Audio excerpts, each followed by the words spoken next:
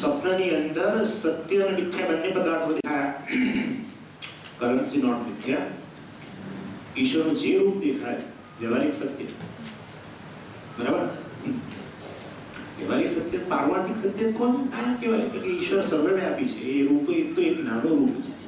વ્યવહારિક સત્ય દ્રશ્ય દેખાય. પારમાર્થિક સત્ય એટલે આત્મા દ્રશ્ય નથી, એ તો દ્રષ્ટાનું સ્વરૂપ છે, પરંતુ વ્યવહારિક સત્ય છે. એવું કર્મને વાસનાથી જનિત સ્વપ્ન દર્શન કરો છો, સ્વપ્ન દર્શન મિથ્યા સત્ય. એવી રીતે પ્રારબ્ધ પછી પણ કર્મ અને વાસના, જેવા કર્મ જેવી વાસના. એના કારણે જે દર્શન કરો એ કેવું, મિથ્યા કે સત્ય, શાસ્ત્ર પર આધાર રાખવો પડે. શાસ્ત્ર કે છે સ્વર્ગલોક છે, વ્યવહારિક સત્ય માટે છે. સમજણ પડી ગઈ ને? આટલે કેમ સ્વપ્ન સાથે સરખાવ્યું? સ્વપ્ન એ સૂક્ષ્મ છે, સૂક્ષ્મ લોક, આપણો સૂક્ષ્મ લોક છે. ખોટા ના આવે, ખોટા ના આવે. મેં સ્વપ્નની અંદર જોઈ લો ભગવાન નારાયણનું શેષશાહી રૂપ, મને જરા બતાવો. સ્વર્ગના ખોટા ના આવે. અહીંયા જ બધું, 14 લોકો અહીંયા સ્વામીજી, અહીંયા પછી આમ એ કશું અહીંયા જ. જેમ સૂક્ષ્મ જગત અત્યારે છે, સૂક્ષ્મ જગત એ તો એ હાજરી આપણને અમુક વખતે ખબર પડે, એન્ટર થાય ચિકનગુનિયા. સૂક્ષ્મ જગત, તાંગો સૂક્ષ્મ જગત, આપણા મોબાઈલ સૂક્ષ્મ જગત, કેટલું બધું સૂક્ષ્મ જગત અહીંયા જ. કઈ કલ્પના કરશો નહીં કઈથી આમ ને આમ ને આમ, અહીંયા જ છે બધું. Different plane of experience. વ્યવહારિક સત્ય સ્વર્ગ કલ્પના નથી, નર્ક કલ્પના નથી. આટલું તમને કહી શકું, સૌથી વધારે નથી. હવે બીજો પ્રશ્ન ઉભો થયો, સ્વર્ગે લોકે ન ભયમ કિંચ નાસ્તિ. આ વસ્તુ પણ બહુ વિરોધાભાસી છે કે પુણ્યથી સંપાદિત જે સ્વર્ગલોક છે એમાં કોઈ પ્રકારનો ભય નથી. શ્રુતિ કે આમાં આટલું છે, શ્રુતિ જે કહેતી હોય એ વસ્તુને આપણે સમજવાની, શ્રુતિ અનુકૂળ તર્ક કરવો પડે. એ તો કે એવું નહીં કઈ તો કે એ તો બધું અમુક વસ્તુ કાઢી નાખો, એ કાઢી નાખો. એક પણ શબ્દ પ્રમાણ હોય તો એક શબ્દ પ્રમાણ છે. સમજવું કઈ રીતે જુદી વસ્તુ છે, એના માટે તર્ક કરીને સમજવાનું, એટલું જ છે. શ્રુતિમાં આમાં તિરસ્કાર ન થઈ શકે, સમજવા માટે જુદી ભૂમિકા, જુદું તર્ક કરવો પડે. સ્વર્ગે લોકે ન ભયમ કિંચ નાસ્તિ. પુણ્ય સંપાદિત જે સ્વર્ગલોક છે એમાં ભય નથી. એટલે સામાન્યતઃ સર્વ ભય નિરાશ કરે. કેવો ભય? ચોર ભય, શત્રુ ભય વગેરેનો નિરાશ. પરંતુ આખા પુરાણો ભરેલા પડે. હિરણ્યકશિપુ, હિરણ્યાક્ષ વધ તાલુકો હુમલો કર્યો અને પછી દેવતાઓ, તમે કોઈ સ્વર્ગલોકમાં ભય નથી. કેટલો ભય! દેવતાઓના સ્વર્ગ પછી જીતી ગયા, મોટી પાર્ટી કરી, પોતપોતાને પૂછવા મારા લીધે મેં આમ કર્યું ને પેલા ભાગી ગયા છે. બહુ બળવાનો હતો, ભાઈ સામે આવતો, મેં ખાલી તું આમ કર્યું કેટલું બધા કોકટેલ પીતા આવી વાતો કરે. એટલે યક્ષ પ્રગટ થયા. ઇન્દ્રને થયું કે પાછા અસુરો તો માણ તો કાઢ્યા છે, મોટે ભાગે તો એ જ જીતે. આમને માણ કાઢ્યા, કોણ આવ્યું છે? જો એ અસુર હશે તો આપણી ખેર નથી. જોઈ આવો પેલાથી. હંમેશા ડરે. દેવતાઓએ જ્યારે સ્વર્ગ પાછું મેળવ્યું, ઈશ્વરની મદદથી જ મેળવ્યું છે. તસ્ય બ્રહ્મા વિજિત્યે અસ્માકમેવ વૈપાયમ વિજયઃ. અસ્માકમેવ વિજયઃ, અમારો જ વિજય. ત્યારે ભગવાનને થયું કે એમને બોપાટ આપવો પડશે. સતત ભયમાં જીવે છે. ઇન્દ્રકેશ્વરનો ભય નથી. કોઈ શતક્રતુ થયું, 99 યજ્ઞ થયા, 100 યજ્ઞ થવાનું, પેલા થયા મારું આસન ડૂબ્યું. સ્વર્ગે લોકે ન ભયમ કિંચ નાસ્તિ. હા, વિરોધાભાસ. દેવતાઓ સતત ડરે છે. તૈત્તિરીય ઉપનિષદ કહ્યું, આનંદ મીમાંસાની અંદર દેવતાઓ બે પ્રકારના છે. કર્મ દેવાનામ આજાનજ દેવાનામ.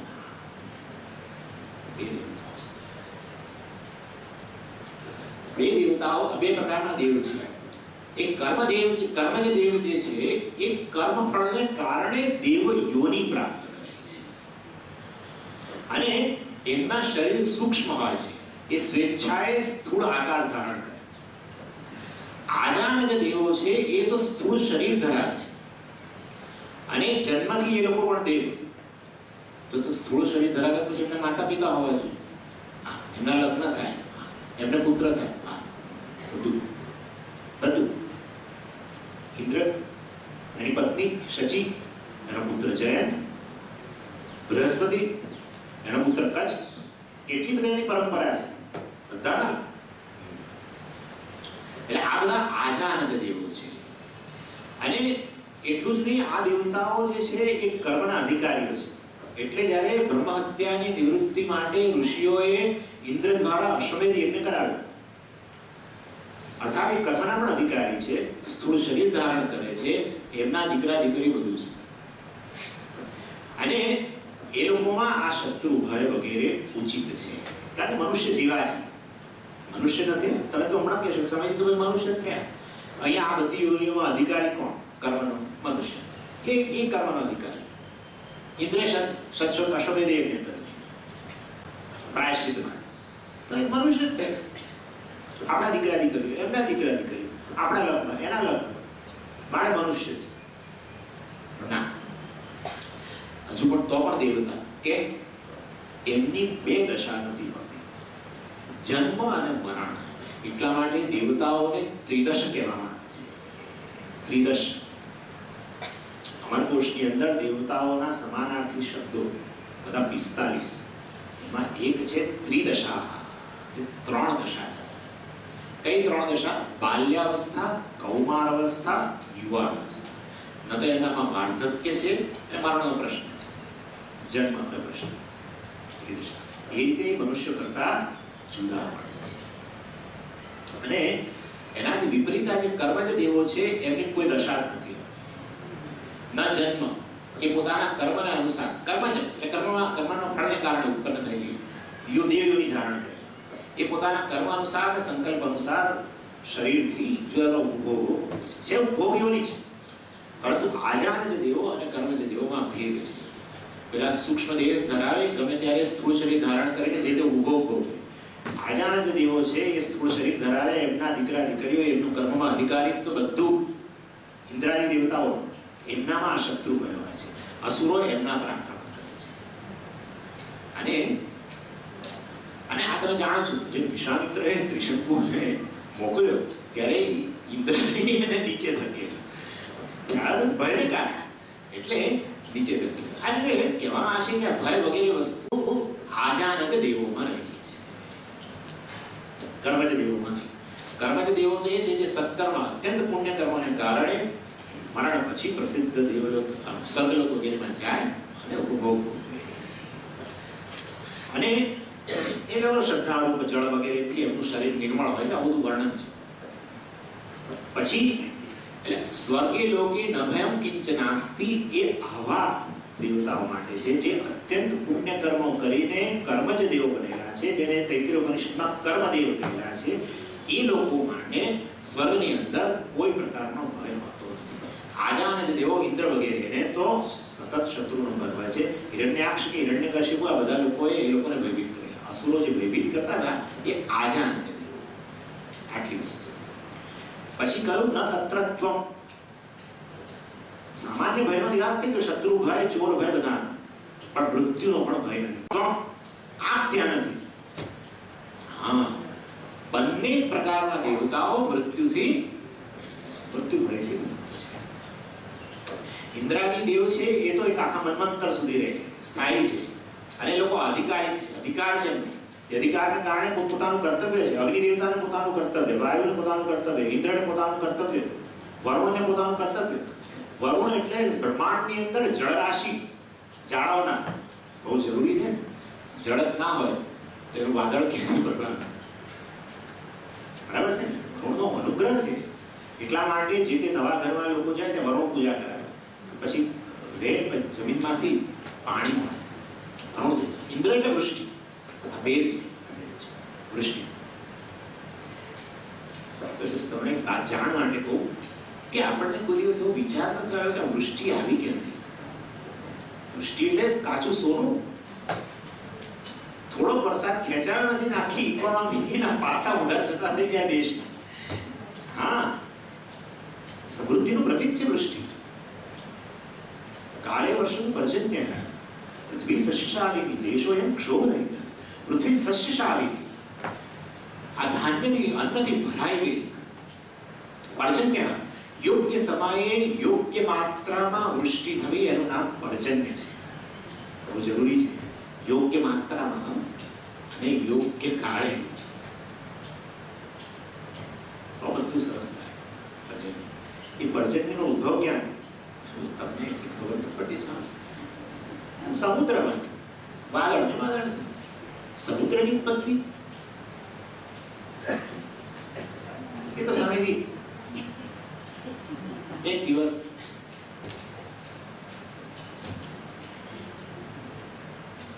સમુદ્રની ઉત્પત્તિ ત્રીજા અધ્યાયમાં ઉત્તર છે. અન્નાત ભવન્તિ ભૂતાનિ પર્જન્યાત અન્ન સંભવ યજ્ઞાત ભવતિ પર્જન્ય. સમુદ્ર આવ્યા ક્યાંથી? વૃષ્ટિમાંથી. પ્રથમ વૃષ્ટિ તમે હમણાં ચા પીને આયા, શું બધું છે? કઠોપનિષદની યાદો કરો, આત્માની યાદો છોડો. જુઓ આ બધી વસ્તુઓનું. પ્રથમ વૃષ્ટિ આવી ક્યાંથી? પ્રથમ વૃષ્ટિમાંથી સમુદ્ર. પછી ભગવાન આ યજ્ઞ ચક્ર ગોઠવ્યું મનુષ્ય માટે. અન્ન, હા તે બસ પ્રથમ વૃષ્ટિ યજ્ઞમાંથી, સત્કર્મોમાંથી, નિસ્વાર્થ કર્મોમાંથી. એ સત્યુગના આવે કે જે યુગના પૂર્વના આપણા જ બધા સત્કર્મોમાંથી જ પ્રથમ વૃષ્ટિનો ઉદ્ભવ, એમાંથી સમુદ્ર, અને ત્યાર પછી ચક્ર. એ ચક્કર બતાવ્યું ભગવાન. અન્નાત ભવન્તિ ભૂતાનિ યજ્ઞાત ભવતિ પર્જન્ય. યજ્ઞ કર્મ સમુદ્ર. કેવી વૃષ્ટિ થઈ હશે તમે કલ્પના કરો. પેસિફિક ઓશન 12 કિલોમીટર ઊંડો અમુક જગ્યાએ. હા, એટલાન્ટિક, હા રેડ પેલો ફલાણો છે, ટીકણો છે, બ્લેક સી. ક્યાંથી આપણું પાણી આવ્યું? મહાન પુણ્ય કર્મોનો બહુ જળરાશિ કરી દીધી. વરુણ દેવતાને અધિકાર સોંપી દીધો, સાચાઓ. ઇન્દ્રને સોંપ્યું આનાથી, સૂર્ય દેવતાને સોંપ્યું બાષ્પીભવન કરો. વાદળની ઉત્પત્તિ, વાદળમાંથી વૃષ્ટિ માટે અધિકાર ક્ષેત્ર ઇન્દ્ર વગેરેને સોંપ્યું. બધા દેવતાઓ પોતપોતાના અધિકાર ક્ષેત્રનું અંદર રહીને કર્તવ્ય કરે છે. એના કારણે સમગ્ર જગત ધબકી રહ્યું છે. એટલે કહેવાનો આશય એ છે, આ ઇન્દ્ર વગેરે દેવતાઓ પોતપોતાના કર્મ, આ આજાન જ દેવો. અને કર્મ જ દેવ છે, કોઈ અધિકાર નથી. એમણે આજે પુણ્ય કર્મ કર્યા એને કારણે એ લોકો ભોગ ભોગવે છે. એમનો મૃત્યુ નથી, એમનો જન્મ નથી વગેરે. પરંતુ આ દેવતાઓ, ઇન્દ્ર વગેરે દેવતાઓ ન હોય તો પણ રહે. આ ઇન્દ્ર વગેરે દેવતાઓ એક મન્વંતર સુધી રહે. કર્મ જ દેવતાઓ જેવું એમનું પુણ્ય કર્મ, અલ્પ પુણ્ય કર્મ તો અલ્પકાળ, અને મહાન પુણ્ય તો લાંબા કાળ. પછી ક્ષીણે પુણ્ય પતા, એકદમ જ નીચે. અને ઇન્દ્રાદી દેવતાઓને ભલે આટલો બધો શત્રુ હોય, પણ એમને તત્વજ્ઞાન પ્રાપ્ત કરવાની, આત્મજ્ઞાન પ્રાપ્ત કરવાની અવસર છે. કર્મ જ દેવોને નહીં, માત્ર ભોગીઓની. એ ભોગ ભોગવી પાછા. એટલા માટે વર્તમાન ઇન્દ્રએ પ્રજાપતિ પાસે જઈને આત્મજ્ઞાન પ્રાપ્ત કર્યું. વર્તમાન ઇન્દ્ર એટલે મન્વંતર. આ મન્વંતર તો બહુ લાંબો છે. એટલે અત્યારે જે ઇન્દ્ર જે છે, હું એવું માનું છું કે વર્તમાન ઇન્દ્ર જ ગયા છે પ્રજાપતિ પાસે અને જ્ઞાન પ્રાપ્ત કર્યું. કર્મ જ દેવોને આવું તત્વજ્ઞાન પ્રાપ્ત કરવાનો અવસર નથી. જે અન્ય યોનિઓમાં નથી એવું છે. એ ભોગીઓની, આ ભોગીઓની, આ પાપીઓની, એ પુણ્ય યોની. બસ આટલો જ ફેર છે. કર્મ જ કર્મમાંથી ઉત્પન્ન થયેલી જળ જ. કર્મણા જાય તે ઇતિ કર્મ જ. માત્ર આજાન જ દેવો છે. એ લોકોને અધિકાર છે, એ લોકોને શત્રુ ભય, એ ભયની નિવૃત્તિ માટે ભગવાને એમને અવસર પણ આપ્યો આત્મજ્ઞાન વગેરે પ્રાપ્ત કરવા માટે. વિતાથી ભયમ ભવતી, નિવૃત્તિ માટે એમને પેલા લોકો માટે તેતમ ભૂક્ત્વા સ્વર્ગ લોકમ વિશાળ. ઇન્દ્ર વગેરે દેવતાઓ પણ મન્વંતર સુધી રહે અને મન્વંતર પછી એનું કાર્ય પૂરું થઈ જાય. આ રીતે બે પ્રકારના દેવતાઓ છે. સ્વર્ગે લોકે ન ભયમ કિંચનાસ્તિ, એ પેલા કર્મજ દેવો, આ ભૂલોકમાં રહીને અનેક પ્રકારના પુણ્ય કર્મો કરીને જે લોકો એવી દેવીઓની પ્રાપ્ત કરે છે, એ લોકોને કોઈ ભય અસુરાદીનો, શત્રુઓનો વગેરે, મૃત્યુનો, ચોરનો, ફલાણાનો, ટીકણા કશાનો ભય નથી. એના સંદર્ભમાં કહેવાયું છે સ્વર્ગે લોકે ન ભયમ કિંચનાસ્તિ. ન જરયા બિભેતિ, ન જરયા બિભેતિ. જરા ભય એ તો એ પણ સર્વદેવ સાધારણ છે. જરા તો મેં કહ્યું ત્રિદશી છે. પેલા પણ આજાના જે દેવો પણ ત્રિદશી છે. બાલ્ય, કૌમાર્ય અને યુવાવસ્થા નેચરલ, એટલે જરા નથી, એટલે જરાનો ભય નથી. પરંતુ એક મોટો ભેદ પડી જાય છે. મનુષ્યોને છે ને જરા આવે ને ખબર પડે. એ લોકોને તો પેલો ધોકો કહીએ ને આપણે, એટલે એમની પાછળ એમની સાથે કંઈક રમત રમે એવું થાય. કારણ કે યુવાવસ્થાની અંદર જ એ પેલું મેં તમને કહ્યું જળમય શરીર ઓગળી જાય. પતંગ કશું વિચારે પહેલા તો નીચે આવી ગયા. આપણે તો તરત ખબર પડવા માંડે, હા હવે આવી જરા, હવે મૃત્યુ નથી, હવે પ્રારબ્ધ પૂરું થશે. એમને એમના પ્રારબ્ધ પૂરું થવાની ખબર જ નથી. કૃતાંતસ્ય દૂતી જરા કર્ણ મૂલ્ય સમાગત્ય ભક્તિ લોકા શૃણત્વ. એ રીતે ખબર પડે મારા જરા આવી કર્ણ મૂલ્ય. શું કહ્યું? આમ કરે જે રીતે કરતા હોય, બટન પેલું મૂકે જે કરતા હોય, જરાનું આગમન અહીંયા ખબર પડે. કર્ણ મૂલ્ય મનુષ્ય એટલે તૈયારી કરે બધી કે હવે આપણે જવાનું છે. પેલા લોકોને તો એકદમ જ શરીર ઓગળી જાય યુવાવસ્થામાં જ, ત્રિદશા છે, અને પછી આવે નીચે વૃષ્ટિ સાથે, પછી ચક્કર ચાલુ. કારણ કે કર્મ જે દેવ છે, તત્વજ્ઞાન પ્રાપ્ત કર્યું નથી, નેચરલી અહીંયા આવી પડીને વળી પાછું અમેરિકા જાય, ખૂબ બધા ભોગવે, બધી કમાણી ખાલી કરી પાછું આ દેશમાં આવે, વળી પાછું બધું કમાવાનું. આવું તો કર્મ છે, કોઈ ભય નહીં અસુરો. એનીવે ઉભે તીર્થવા અશનાયા પીપાસે. સ્થૂળ શરીરના દોષ જરા મરણ એ નથી. સૂક્ષ્મ પ્રાણગત ભૂખ તરસ એ વાત કરી રહ્યા છે, એની પણ પરેશાની ત્યાં નથી. જો કોઈ ભૂખ તરસ ના લાગતી હોય તો એ તો રોગ છે, મંદાગ્નિ. મંદાગ્નિ કહેવાય. અને મંદાગ્નિ હોય તો પછી ગમે એટલા ભોગો આસપાસ પડે હોય શું કામના? એટલે તમે શું મોટી વાત કરો છો? ઉભે તીર્થો અશનાયા પીપાસે. ભૂખ તરસ ન હોવી એટલી સારી વસ્તુ નથી. ભૂખ તરસ તો છે, એટલા માટે તરસ લાગે ને અમૃતનું પાન કરે. ભૂખ લાગે ને એટલે પેલું કલ્પવૃક્ષનું ફળ ખાય. અને જે મનુષ્યોએ કરેલા યજ્ઞો છે, યજ્ઞનો ભોગ એ ભોગવે છે. ભૂખ તરસ છે, પરંતુ ભૂખ તરસની પરેશાની, પીડા એમને નથી. આપણને ભૂખ લાગી હોય ને, સામે ભૂખ લાગી હોય તો મોઢા પર ખબર પડી જાય. એ તો બેઠા હોય સારી ભૂખ લાગી, આ ભૂખ તરત ખબર પડે. આપણે એના વળી જઈએ. પીડા ઉભે તીર્થ અશનાયા પીપાસે, અર્થાત અશના અને પીપાસાની પીડા એ તો એ લોકોને ખરેખર આવું ભૂખ તરસ ન લાગતી હોય તો એમને લવણ ભાસ્કર વગેરે વગેરે ઈવાષ્ટક ખવડાવવું પડે. કામાનામ ત્વા કામ ભાજન કરોમિ. યમરાજા કહે છે, એ નથી કહેતા તું એવું ના માનીશ કે કામાનામ, આ કામના વિષયો તને આપું છું, કામ ભાજન અપી કરોમિ. એ કામને ભોગવવા, કામ ભાજન કામાનો, એ કામને ભોગવવાની ક્ષમતા પણ હું તને આપું છું. ઇન્દ્રિય કલાપો આચાર્ય કહી રહ્યા શાસ્ત્ર ભાષ્યકાર. ઇન્દ્રિય કલાપો બધી ઇન્દ્રિયોનો સમૂહ. ઇન્દ્રિયોમાં કશું ના હોય શું ભોગવવા? દાંત ના હોય અને ચણા ખાવાનું કે શું થાય? કશું ના થાય. અર્થાત બધું હોવું જોઈએ. એટલે એ દ્રષ્ટિએ કહે છે અશના પીપાસા તો છે જ, ભોગ ભોગવે છે. દેવતાઓ બધા આહુતિઓ ભોગવી જાય, એમને અશના છે, પીપાસા પણ છે, અમૃત પાન કરે છે ઉપર. પરંતુ એની પીડામાંથી, પરેશાનીમાંથી મુક્ત છે. આ બધા વિષયોના અભાવનો ક્લેશ એમને નથી. શોકાદિઓ મોદતે સ્વર્ગલોકે. જરામરણ સ્થૂળ શરીરની વાત કરી, ભૂખ તરસ સૂક્ષ્મ પ્રાણની વાત કરી. હવે શોકાદિ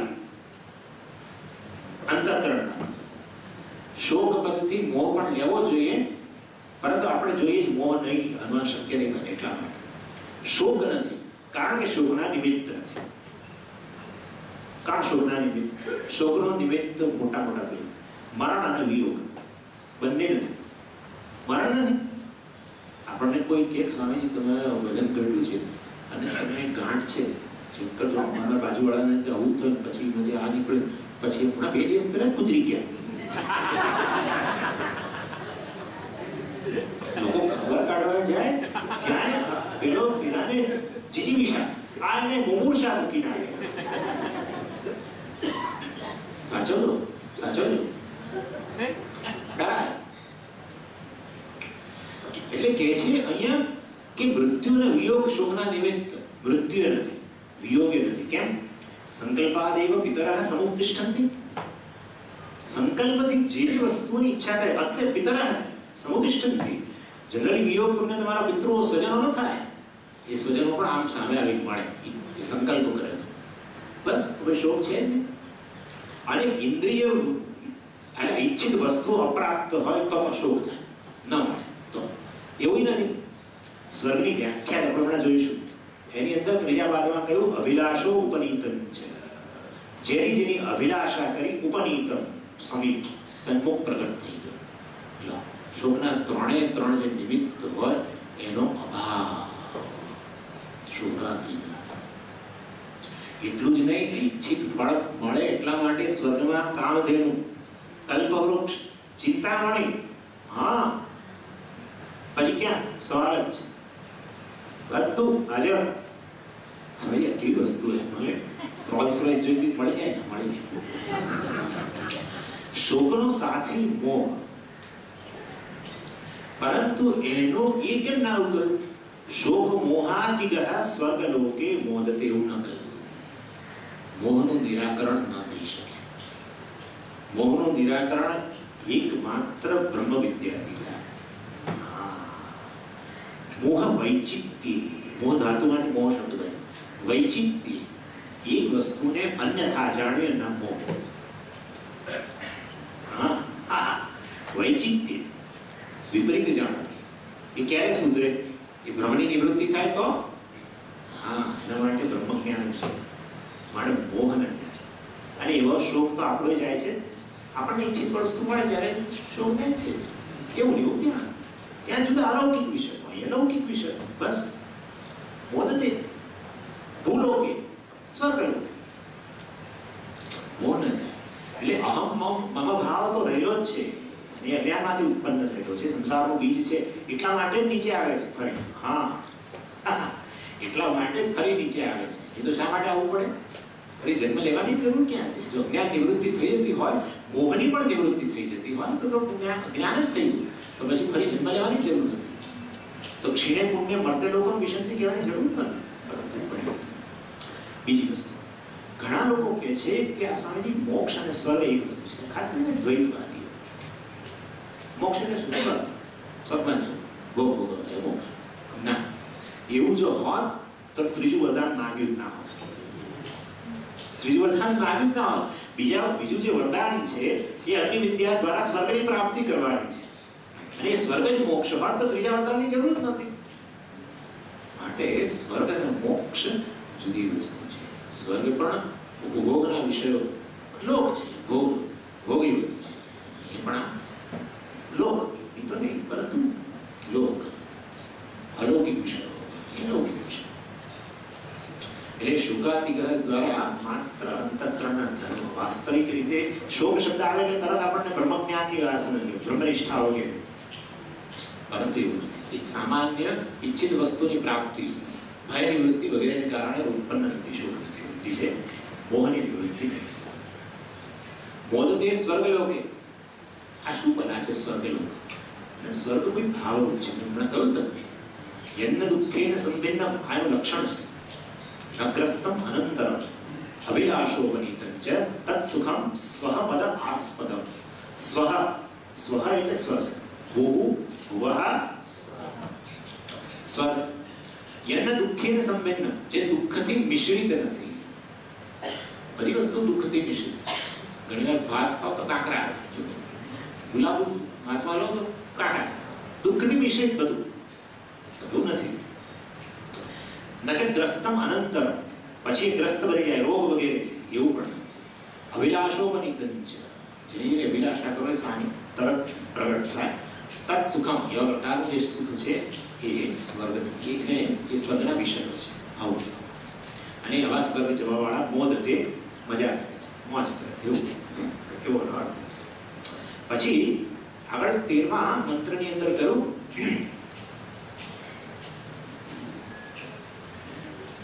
સતમ અગ્નિમ સ્વર્ગ મધ્યેશી મૃત્યો પ્રબ્રૂહિત્વમ શુદ્ધધારાય મહ્યમ સ્વર્ગલોકાઃ અમૃતત્વમ ભજન્તે એતદ દ્વિતીયેન વૃણે. દ્વિતીય વરદાનની વાત કરી. સ્વર્ગ સાથે અગ્નિ એની યાદ અપાવે છે અને એમણે કહ્યું હું શ્રદ્ધાવાન છું આપના પ્રતિ, મને એ અગ્નિ વિદ્યા તમે પ્રદાન કરો. કારણ કે પોતાને તો સ્વર્ગ જવાના નથી તો નક્કી છે, આપણે પણ કહેશે એનું વૈરાગ્ય બહુ સ્પષ્ટ છે. પરંતુ ભૂલોકમાં રહેલા અન્ય લોકો જે આ વિદ્યા અગ્નિનું ચયન કરીને છેવટે સ્વર્ગલોક પ્રાપ્ત કરી શકે એમના માટે, એટલે સ્વર્ગલોક જવાવાળા આવું અપેક્ષિત અમૃતત્વ પ્રાપ્ત કરશે. આ બીજા વરદાન દ્વારા મારી માંગણી છે. આવું કહ્યું એટલે તરત જ પછી યુવરાજાએ એનું વર્ણન કર્યું, અગ્નિ વિદ્યાનું વર્ણન. તૈત્તિરીય બ્રાહ્મણમાં 6 અધ્યાય ભરીને આ અગ્નિ વિદ્યાનું વર્ણન છે. અહીંયા કશું છે જ નહીં. શું શું કરવું, યા ઇષ્ટકા યાવતી વગેરે થોડું થોડું. આટલી ઈટો 720 ઈટો, આટલા બ્રાહ્મણો છે વગેરે, બહુ સામાન્ય 6 અધ્યાયનું વર્ણન કર્યું. અને લોકાદિ અહીંયા પછી આગળ કહ્યું અને નચિકેતા સચાપી તત્ પ્રત્યવદ તથોક્તમ. જેવું પેલાએ 6 અધ્યાયમાં વર્ણન કર્યું એવડાને નચિકેતા એવું ને એવું બધું યથોક્તમ યથા યમેન ઉક્તમ. યમરાજાએ જેવું કહ્યું બધું એ જ પ્રમાણે અક્ષરશઃ પાછું રિપીટ કરી બતાવ્યું. એની એકાગ્રતા ઉપાસના વગેરેને કારણે ખૂબ એકાગ્ર એનું ચિત્ત હતું. એટલે યમરાજા ખૂબ ખુશ થઈ ગયા અને પછી આ જે અગ્નિ વિદ્યા છે એ નાચિકેતનનું નામ. અને બીજી વિત્તમયી શૃંખા, વિત્તમયી શૃંખા એટલે આ રત્નમાળા. રત્નમાળા નહીં, વિત્ત એ વિત્તનો અર્થ કર્મ અને કર્મથી પ્રાપ્ત થતા લોક. એ લોકનું અને દર્શન કરાવ્યું. અનેક લોક બધા લોકનું દર્શન કરાવ્યું, એને વિત્તમય શૃંખા એવું આચાર્ય કહે છે. કારણ કે વિત્તથી અથવા વિત્તમ મેસ્યા કર્મ પૂર્વીય, હા યજ્ઞ કર્મ વગેરે, યજ્ઞ કર્મથી જે લોક પ્રાપ્ત થાય એ અહીંયા વિત્તથી નિર્દેશ કર્યો. એટલે વિત્તમય શૃંખા અર્થાત અનેક લોકોની હારવાળા, અનેક લોકોનું દર્શન કરાવ્યું નચિકેતાને. ખુશ થઈ આની એકાગ્રતા વગેરે જોઈ અને આ પ્રમાણે જેણે અગ્નિ વિદ્યાને અને પાછી રિપીટ કરી અવધારણાનું વરદાન. હવે આગળ યેયમ પ્રેતે વિચિકિત્સા મનુષ્યે અસ્તિત્યેકેનાયમસ્તીતિ ચૈકે એતદ્ વિદ્યામનુશિષ્ટસ્ત્વયાહં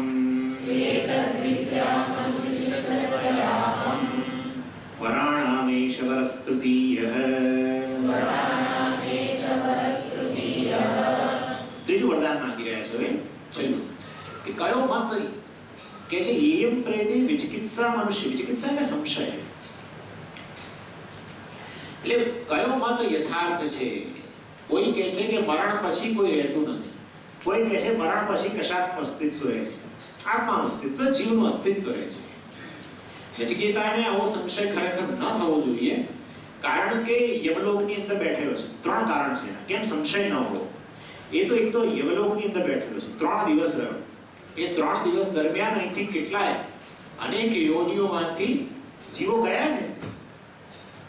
એનો અર્થ એવો થયો કે શરીરનો ત્યાગ કર્યા પછી આત્મતત્વ કે જીવ ખરેખર રહે છે તો જ યમલોક સુધી જઈ શકે. એટલે આ સંશય એનો ન હોવો જોઈએ. યેયમ પ્રેતિ અસ્તિત્વ કે નાયમ અસ્તિત્વ છે કે નથી. મરણ પછી, શરીરના મરણ પછી ખરેખર આત્મતત્વ રહે છે કે નથી રહેતું. એટલે આ પ્રશ્ન કેવી રીતે થાય? બીજું કારણ એવું છે કે એણે બીજા જ વરદાનની અંદર સ્વર્ગાદિની સ્વર્ગલોક વગેરે માટે અગ્નિ વિદ્યા માંગી. તો સ્વર્ગલોક વગેરે જાય આ ભૂલોકમાંથી, ભૂલોકમાં શરીરનો ત્યાગ કરીને જાય, એનો અર્થ એવો થયો કે આ શરીરના ત્યાગ પછી કોઈ આત્માનું અસ્તિત્વ છે જે જઈને સ્વર્ગ વગેરેના ભોગો ભોગવે, જીવ વગેરે. એટલે આ પ્રશ્ન અસ્થાને લાગે છે. આવો સંશય એના મનમાં ન હોવો જોઈએ. ખરેખર અસ્થિ. અને એટલું જ નહીં, યમરાજાએ કહ્યું મોદતે સ્વર્ગલોકે, અર્થાત આ શોકાતિગઃ મોદતે સ્વર્ગલોકે, અર્થાત સ્વર્ગલોકની અંદર આ અનેક ભોગ ભોગવે છે. એટલે અને સંશય હોય તો એનો ઉત્તર બહુ સ્પષ્ટ છે, અસ્થિ. બરાબર? અસ્થિ બહુ સ્પષ્ટ છે. તો પછી આ કેમ પૂછ્યું કેમ? એને સંશય નહોતો, પૂછ્યું કેમ? એવું છે ભાઈ કે આપણને આ પ્રસિદ્ધ છે, એવું કહેવામાં. પ્રસિદ્ધિ એટલે શું? આ લોકની અંદર મોટાભાગના લોકોને આવો સંશય છે. એને સંશય ન હોય તેથી શું? અહીંયા તો બધાને સંશય છે જ. મોટાભાગના લોકો ચારવાક છે. તમે શું કહો છો? બહુ જ પુરુષાર્થ. એમના ગુરુએ આવું દૌ પુરુષાર્થ. જીવનમાં બે જ પુરુષાર્થ છે, અર્થ અને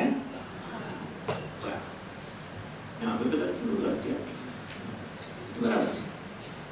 તો અર્થકામની પ્રધાનતા હોય તો ત્યાં સુધી એટલું ચારવાક પણ ખરું. જગતની અંદર મોટા ભાગે ચારવાક.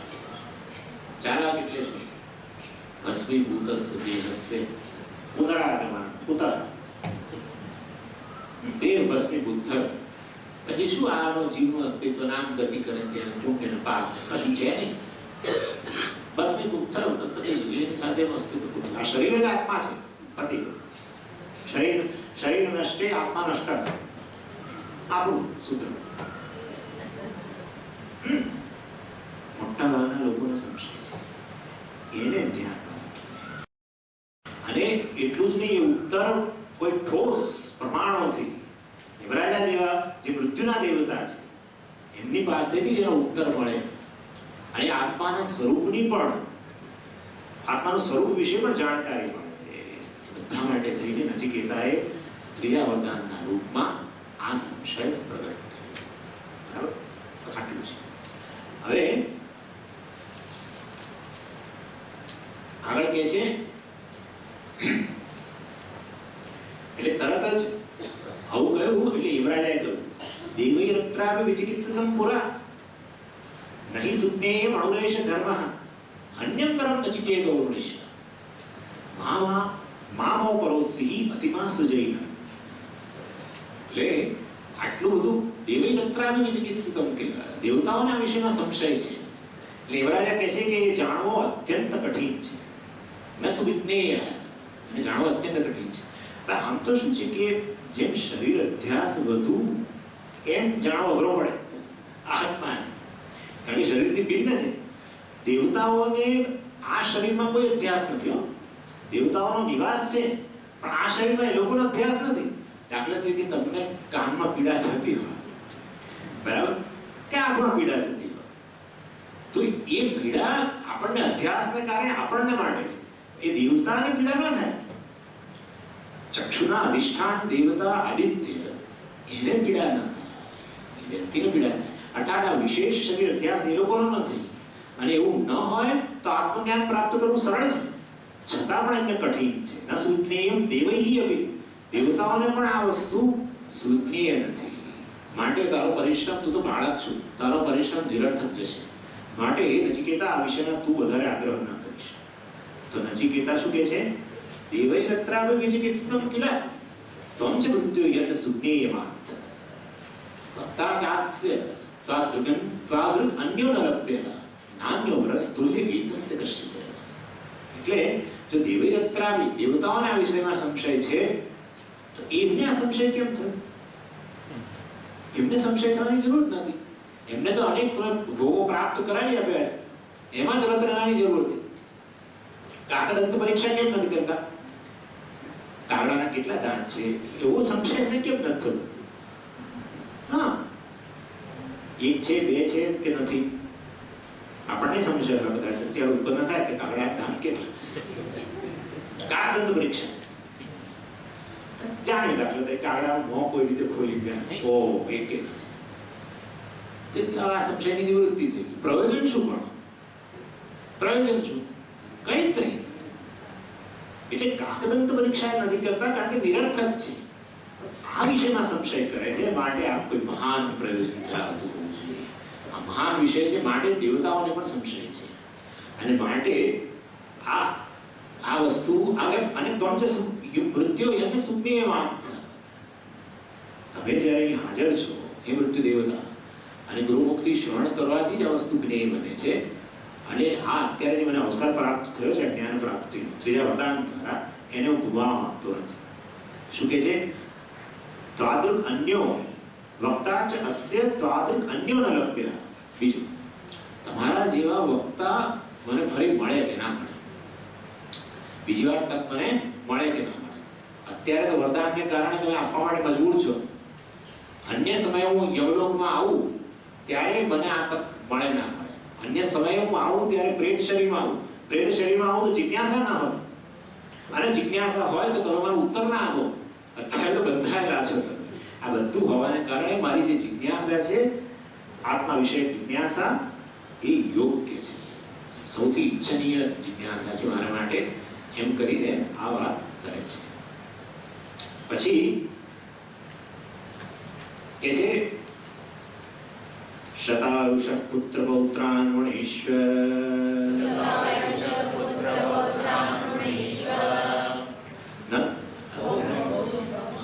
બહૂન પશુન હસ્તિ હિરણ્યમશ્વ ભૂમેર મહદાયતનમ વૃણીશ્વ સ્વયં ચ જીવ શરદો યાવદિચ્છસી.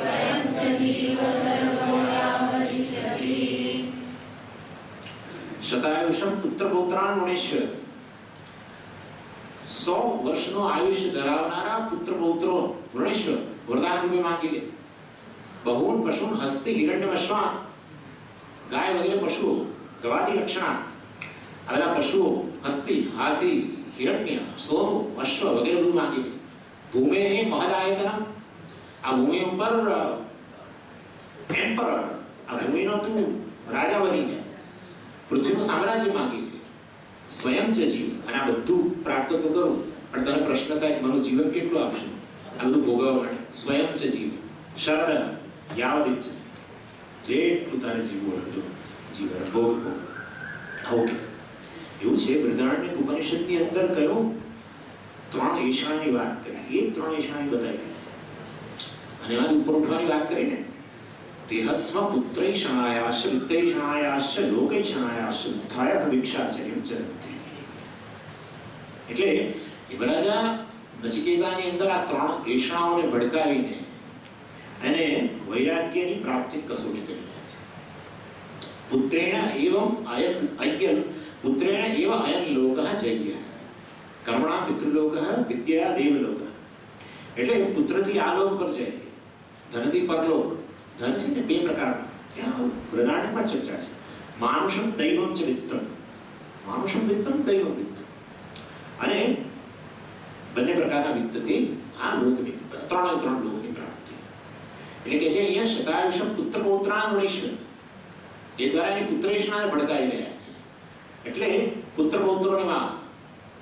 અને આમ તો શું છે, બધાના પુત્રેષણા હોય જ છે, સ્વાભાવિક છે. આત્મા હોય પુત્ર નામાસી.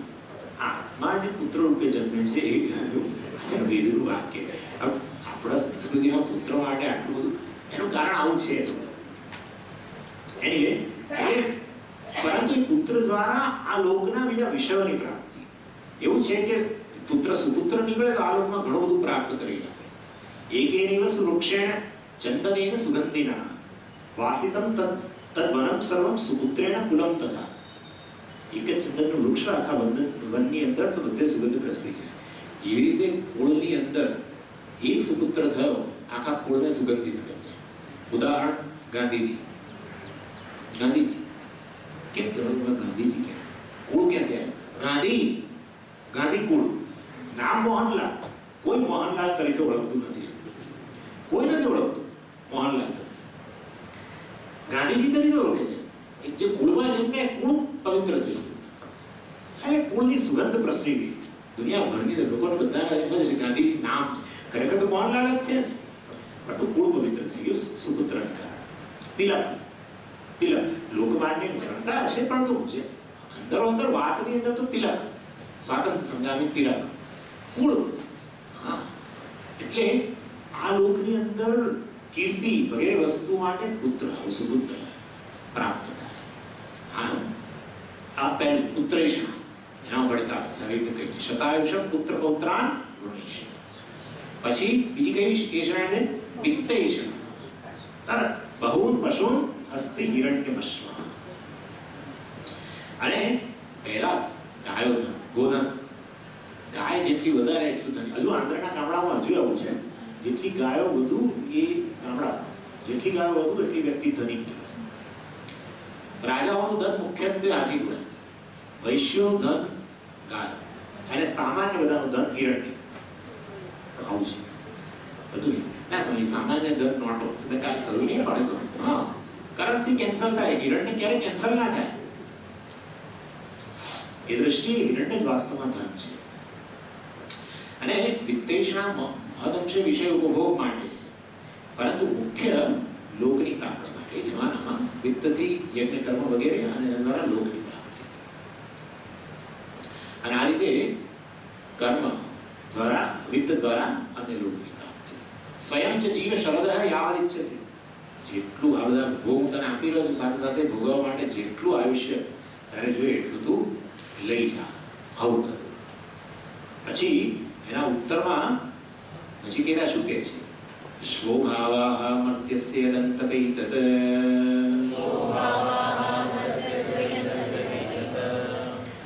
એતत् સર્વેન્દ્રિયાણાં જરયન્તિ તેજઃ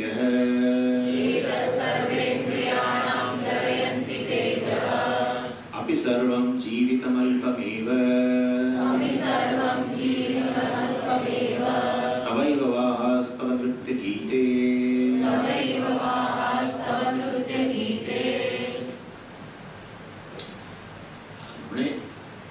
યમરાજાએ જોયું કે આ બધું આટલું કહું છું પણ એના મોઢા પર કોઈ ફેર નથી પડતો, એટલે એને કહે છે એતત્ તુલ્યમ યદિ મન્યસે વરમ વૃણીષ્વ ચિત્તમ વિત્તમ ચિરજીવિકામ છે.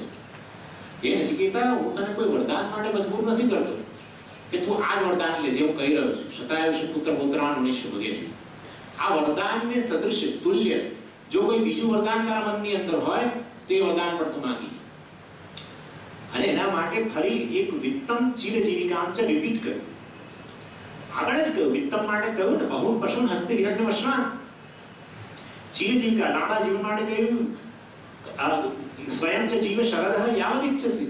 તો ફરી શા માટે કહેવાની જરૂર? એટલા માટે કે ઘણીવાર આપણને ઘણીવાર માંગવાનું હોય ને એને બદલે કે બીજું મંગાઈ જાય, પછી વ્યક્તિ જતી રહે, પછી કે એને બદલે આ લીધું હતું સારું. અને એ સિવાય વિત્ત માટે તો આબાલ વૃદ્ધ સૌની અંદર મોહ રહેલો છે. બાળક થોડો સમજણો થાય ત્યારથી માંડીને જીવનના અંત સુધી એ વિત્તથી પ્રાપ્ત થતા કામ્ય વિષયો ભોગવવાની ક્ષમતા હોય કે ન હોય, જે તે અવસ્થાના અનુરૂપ, પણ વિત્તનો મોહ તો સામાન્ય છે. એટલે ફરીવાર કહી રહ્યા છે વિત્તમ, કે જેથી એનામાં રહેલો જે મોહ પ્રગટ થઈ જાય તો આ બ્રહ્મ વિદ્યાનું વરણ ન કરે. અને જીવન પ્રત્યેનો મોહ પણ રહેલો છે. એ રીતે વારંવાર યાદ કરાવે છે. તમે કોઈ વ્યક્તિને વારંવાર મીઠાઈનું નામ લો તો પછી ખાવાની ઈચ્છા થાય, વારંવાર કોઈ શત્રુનું નામ લો તો એના ક્રોધની ઉત્પત્તિ થાય.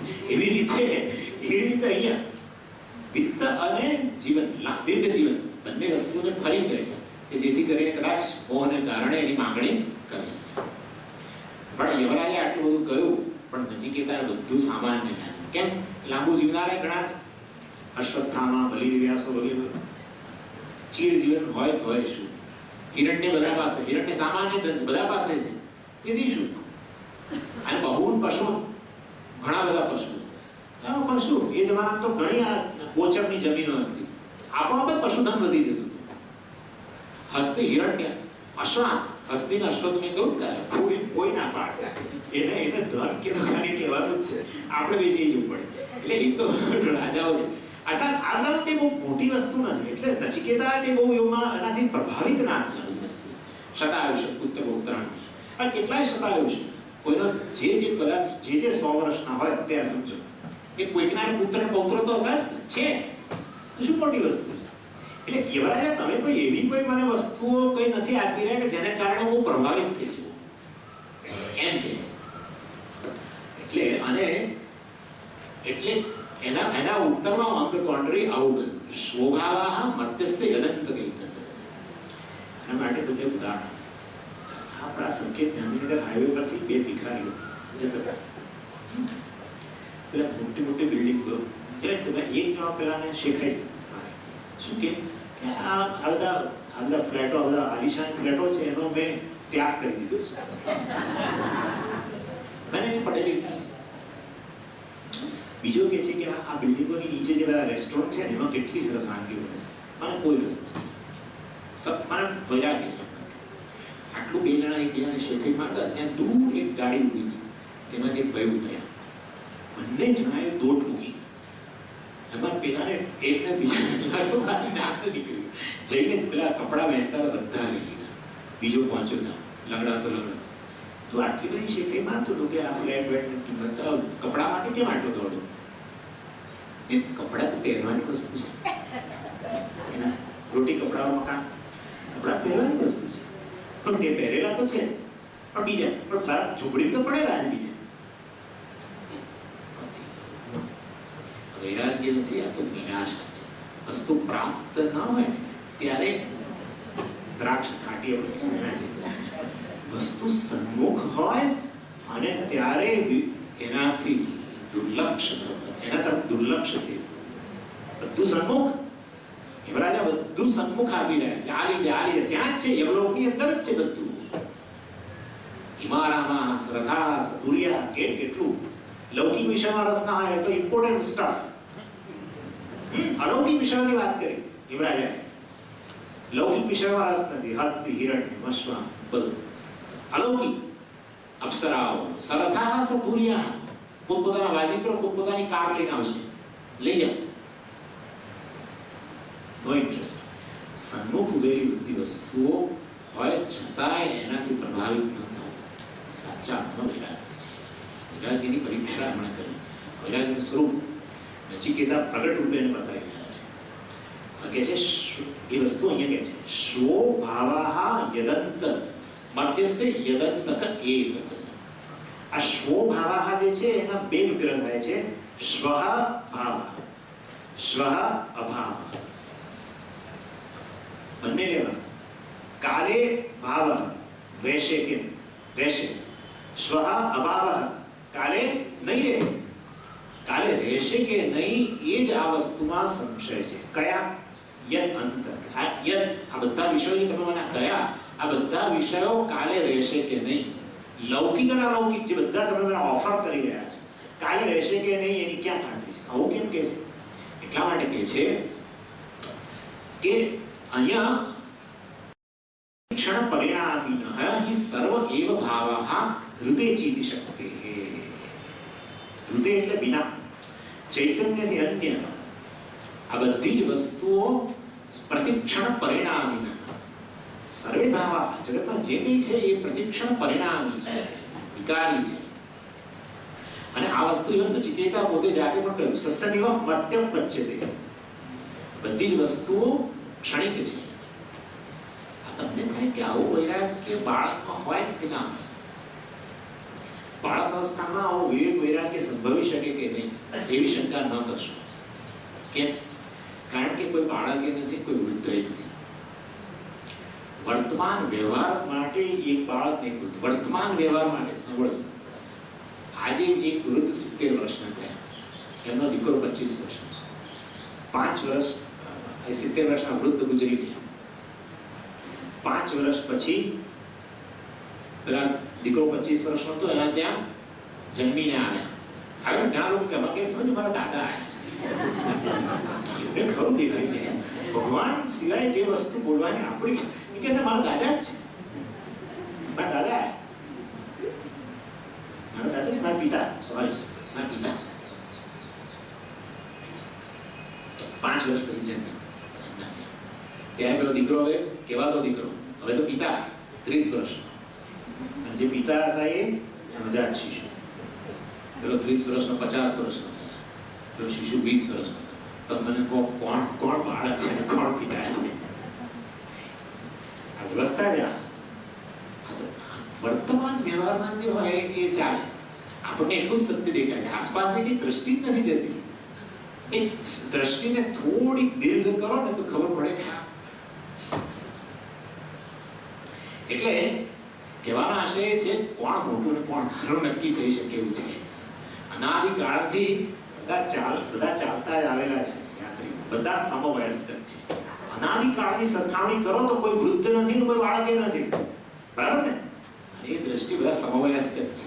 માટે આ વર્તમાન વ્યવહાર માટે આ બાળક, આ ગરડો વગેરે. જેના સંસ્કાર ઉત્તમ એ વૃદ્ધ મોટો, જેના સંસ્કાર નહીં સારા નાનો. કાલઃ પચ્યતિ ભૂતાની કાલઃ સંહરતે પ્રજાઃ કાલઃ જરયતે સર્વં કાલો હિ દુરતિક્રમઃ. કાલઃ પચ્યતિ ભૂતાની, કાળ બધાને જર્જરિત કરે છે. પચ્યતિ એટલે જર્જરિત કરે, પછી એનો સંહાર કરે, પણ એ પાછો જન્મ, એમાં કાળની અપેક્ષા. એટલે કહેવાનો આશય છે આ શરીરનો સૌથી પ્રથમ ક્ષણ સાથેનો સંયોગ એને જન્મ કહેવામાં આવે છે. નૈયાયિકો દૃષ્ટિએ શરીરનો પ્રથમ ક્ષણ સાથેનો સંયોગ 9:32 33 સેકન્ડ પ્રથમ ક્ષણ. એના પછી એનું પેલી જાતક કુંડળી. એટલે આ રીતે કાળ જ બધાને મોટા નાના બનાવે છે. દાખલા તરીકે પેલો 50 વર્ષ વાળો છે ને, જેના ત્યાં પેલા પિતાજી જન્મીને આવે, એમ કે કરવું મોટો જોતામાં કાળ એને પાછો સમાર વળી પેલા ત્યાં પુત્ર બનીને આવે. કહેવાનો આશય છે બધો કાળનો ખેલ છે. વર્તમાન વ્યવહારમાં તમે એકને બાળક અને એકને વૃદ્ધ કહો, બસ એટલું જ. બાકી અનાદિકાળની સરખામણીમાં બધા સમવયસ્ક છે. આ સાથે આટલેથી આપણે અહીં અટકાવીએ, પછી મર્ત્યસ્ય વગેરે વસ્તુ છે એ વસ્તુ આવતીકાલે ચર્ચા કરીશું. ઓમ